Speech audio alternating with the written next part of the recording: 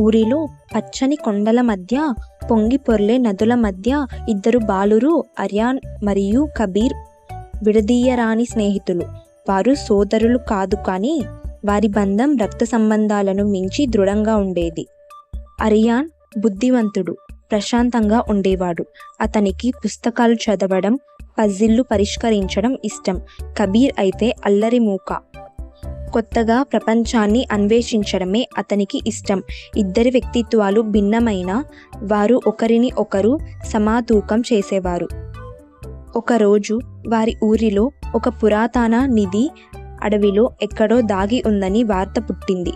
కబీర్ వెంటనే అరియాన్ను తనతో వెళ్ళమని ఒప్పించాడు. తొలుత వెనుకాడిన అరియాన్ చివరికి కబీర్ మాట విని ప్రయాణం మొదలుపెట్టాడు.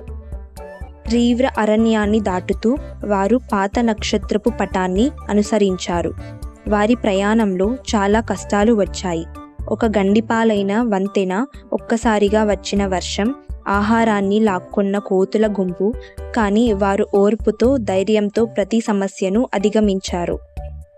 చివరికి ఒక పురాతన వృక్షం దగ్గరికి చేరుకున్నారు. వారు భూమిని తవ్వగా లోపల చిన్న మట్టపు పెట్టె కనబడింది. ఉత్కంఠంతో దాన్ని తెరిచారు. కానీ అందులో బంగారం లేక ఒక చిన్న ఉత్తరం మాత్రమే ఉంది. నిజమైన నిధి బంగారం కాదు, మీ ప్రయాణంలో పొందిన మధుర జ్ఞాపకాలే అసలైన సంపద. ఈ మాటలు చదివిన వెంటనే ఇద్దరూ చూసుకున్నారు, నవ్వుకున్నారు. కబీర్ కొంచెం నిరాశపడ్డాడు, కానీ అరియాన్ అతనికి గుర్తు చేశాడు వారి ప్రయాణంలోని మజా, అనుభవాలు నిజమైన నిధి అని.